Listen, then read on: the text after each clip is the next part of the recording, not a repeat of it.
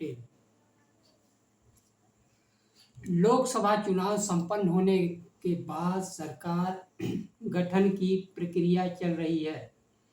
सत्ता की चाबी दो क्षेत्रीय दलों के पास है, जिनके मुखिया नीतीश कुमार और चंद्रबाबू नायडू हैं। जनता दल यूनाइटेड के तरफ से जो संकेत आ रहे हैं उसमें देश के विभिन्न मुद्दे, किसान, अग्निवीर, जाति जनगणना और दलितों, पिछड़ों के आरक्षण को बढ़ाकर संविधान की 9वीं अनुसूची में शामिल करने की बात हो रही है। वहीं चंद्रबाबू नायडू मुस्लिमों को 4% आरक्षण देने की बात अपनी सरकार में कर रहे हैं। जब कोई चंद्रबाबू नायडू जी केंद्रीय सत्ता में शामिल होंगे तो पूरे देश स्तर पर मुस्लिम आरक्षण की बात करेंगे, जिसका अब तक प्रधानमंत्री नरेंद्र मोदी जी मुस्लिमों को दोयम दर्जे की नागरिक मानते रहे और उन्हें हाशिए पर ढकेलते रहे। उन्हें अपने चुनावी प्रचार में मुसलमानों को देश का नागरिक तक भी नहीं मानने के तैयार थे। लेकिन वहीं अब इस आरक्षण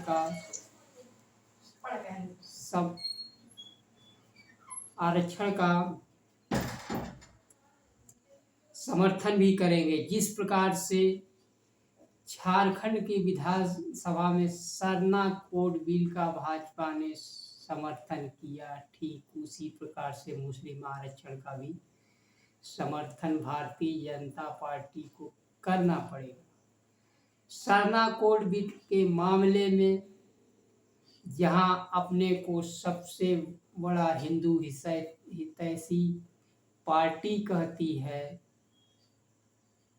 वह हिंदू हितैषी पार्टी ना होकर केवल ढोंग करती है। नहीं, सरना कोड बिल का कभी वो समर्थन नहीं करती। अगर हिंदू हितैषी पार्टी होती तो उसे केवल जनता को भरमाकर अपना उल्लू सीधा करना है।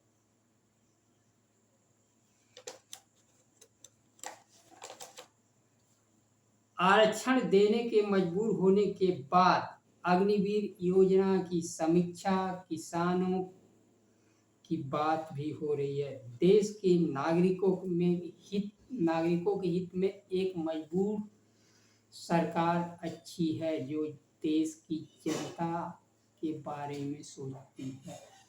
जिस प्रकार से बिना चर्चा और मत विभाजन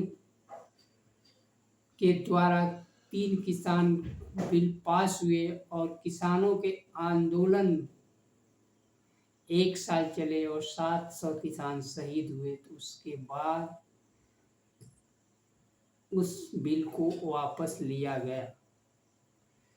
लगभग संविधान खत्म सा हो गया था। इस संविधान को बचाने के लिए उत्तर प्रदेश के दलित, पिछड़े, आदिवासी तथा